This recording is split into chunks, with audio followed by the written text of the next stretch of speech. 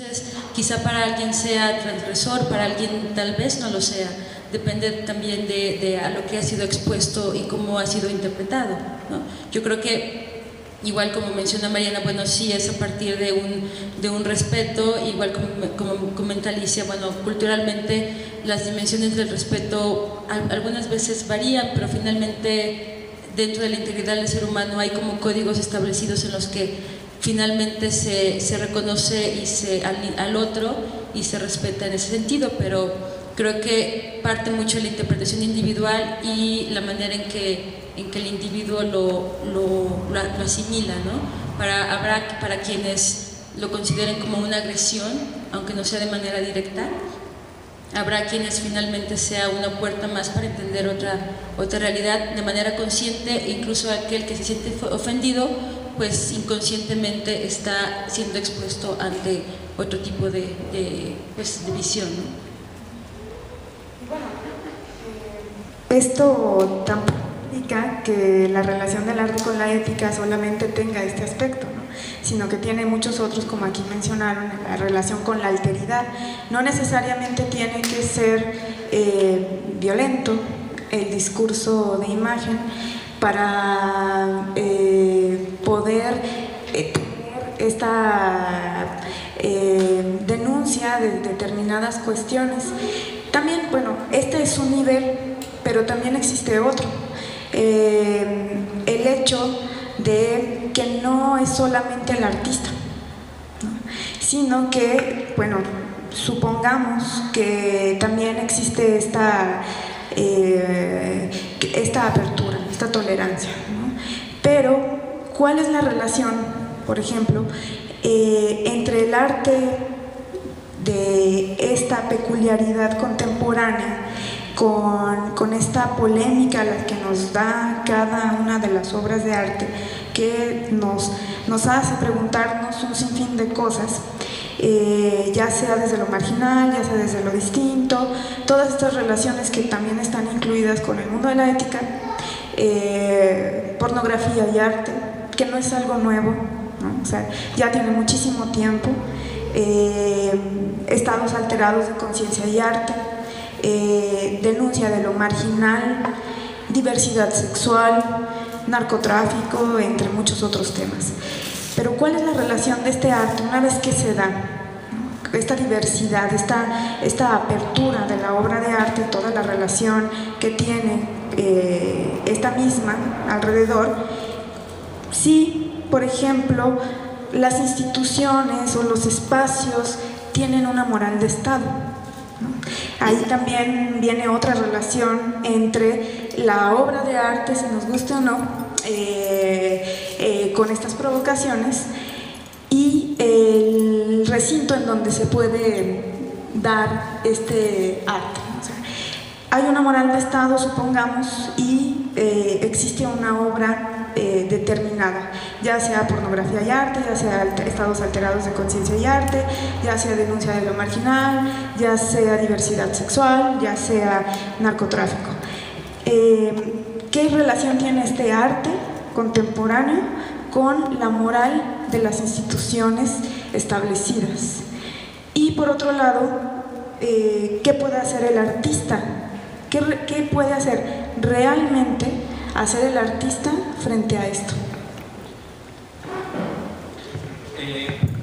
Bueno, a mí se me hace, yo creo que el artista está de sobra. El artista, vamos, del siglo pasado, las vanguardias artísticas, muchos de los artistas se encargaron de avisarnos de los holocaustos posteriores, ¿no? El siglo pasado, Auschwitz, holocaustos, gulags, etcétera. Vamos, por las dimensiones de la realidad, a mí se me hace que el artista en su atisbo nos representa, nos manifiesta una visión, pero en general creo yo que está de sobra. La realidad, el horror de la realidad, dudo que sea posible representarla, dudo que haya la manera de acercarnos a ese horror con el que nos vamos a enfrentar si vemos 9 cuerpos colgados en un puente. ¿Cómo acercarse a ese tipo manifestaciones, ¿no?, que suceden en la cultura, en nuestra cultura. Pero ¿qué relación hay de este arte respecto a la moral en Igual, como te digo, a mí se me hace que el artista está de sobra. Es un elemento, es como una de las otras disciplinas que se destacan, que se desarrollan, pero a mí se me hace que nos rebasa esa realidad, esos sucesos con los que nos tenemos que enfrentar. Se me hace, no sé. ¿Quién? Bueno, primero creo que es un problema de educación a lo que nos enfrentamos, porque un artista puede estar cultivándose continuamente, investigando para crear, tener propuestas nuevas. Un público que también se educa puede estar abierto a recibir este tipo de obra, pero si a fin de cuentas hay esa moralina en las instituciones por una educación que viene de antaño, que ya realmente no es válida, simplemente, repito, por lo que vivimos día con día, es un círculo vicioso que no nos lleva a nada. Creo que es un punto donde se debe converger en que la educación es lo que hace falta y se debe de educar de una manera abierta, sin tabús, sin miedo a decir las cosas, porque el miedo a las cosas es lo que nos permite no lograr ir más allá. Sí, como artistas, bueno, generalmente estamos hablando de las artes visuales, pero también, no sé, los bailarines de arte contemporáneo, los músicos, al desarrollar una obra de lo que realmente está pasando, o sea, claro que sí hay un tabú de estado, en un estado como este de Aguascalientes, que nos ha tocado verlo, vivirlo en otros años.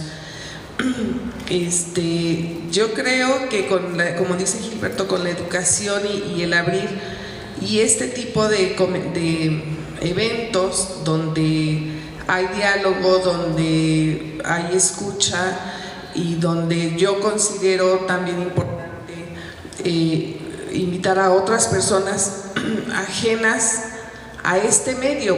Finalmente estamos hablando un lenguaje entre nosotros que ya más o menos lo conocemos, pero hay personas allá afuera que también necesitan escuchar todo esto, ¿no?, para poder evolucionar. Sí hay como una pared todavía. Estoy de acuerdo con Carlos también, cómo decir todo esto, cómo puedo decir, cómo hacer una denuncia visual de todo esto que está pasando, ¿no? Pero yo creo que en la medida que crezcamos, que hablemos, que discutamos, entonces va a ir cambiando un poco a poco, al menos aquí en la ciudad, ¿no? El primer día Yorchil hablaba de la diferencia que hay entre el DF y Aguas. Pues sí, pero allá son 20 millones, aquí somos 1. Allá existe el centralismo, aquí todavía nos falta un rato, pero yo creo que Aguascalientes, a comparación de otros estados, a pesar de que no es turístico, a pesar de que es pequeño, va muy arriba, aunque no me lo crean, pero he vivido en otros estados y créanme que aquí hay muy buen nivel. Entonces, volviendo a lo mismo, yo creo que sí hay todavía un tabú muy fuerte por todas estas manifestaciones hacia la diversidad sexual, hacia el narcotráfico. Son cosas que no queremos ver, todavía no queremos ver. Bueno, me llama la atención los dos comentarios. Primero el de Carlos, cuando habla acerca de que la realidad rebasa al arte, y yo pienso que en un sentido no debe, que el arte tampoco tiene la obligación de alcanzar a la realidad, ¿no? Yo creo que sí es importante, de alguna manera, desde mi punto de vista, pues puntualizarlo, porque la realidad es, ¿no? Y aún así la realidad es es posible, se puede interpretar de muchas maneras, ¿no? Y yo creo que precisamente y vuelvo a lo mismo, la función, que no existe la función, sino de alguna manera el papel que va desempeñando el artista es reinterpretar esa realidad, ¿no? Y a veces la realidad, es verdad, sobrepasa, pero creo que el arte también tiene sus propios tiempos y de alguna manera se van dando esas interpretaciones y no siento que tenga que alcanzarlo como una necesidad de alcanzarlo como tal, si es, bueno, por ahí por donde iba de alguna manera el comentario. Y hablando de los estados autoritarios o totalitaristas, pues finalmente cada cultura va llevando un proceso también, ¿no? Y yo, por ejemplo, pongo un ejemplo de los alemanes, por ejemplo.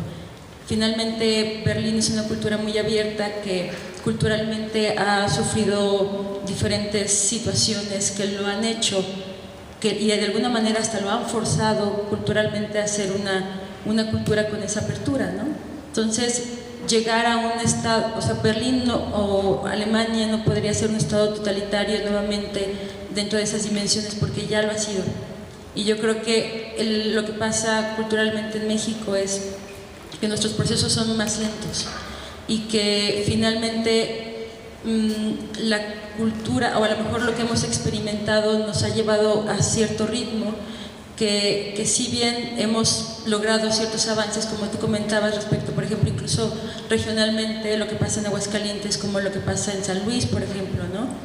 O lo que puede pasar en Zacatecas, pero son tiempos de cada uno de los momentos, y si nosotros no hubiésemos vivido ese estado de alguna manera represor en algún momento, no buscaríamos nuevamente como resurgir y promover y buscar nuevos espacios y buscar alternativas más allá de lo que presenta el Estado, sino la unión ya más propiamente de grupos, ¿no? que buscan alejarse un poquito más de ese autoritarismo o totalitarismo que existe implícitamente muchas veces en las instituciones, ¿no?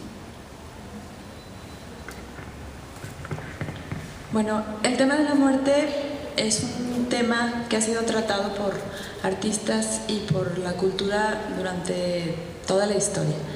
México es un país que se caracteriza precisamente por tocar el tema de la muerte desde una perspectiva muy diferente al resto del mundo. Antes de la llegada de los españoles, todo giraba alrededor de la dualidad vida-muerte y se le daba la representación. Tenía otro enfoque, un enfoque mágico, religioso. Posteriormente, en la época de la conquista,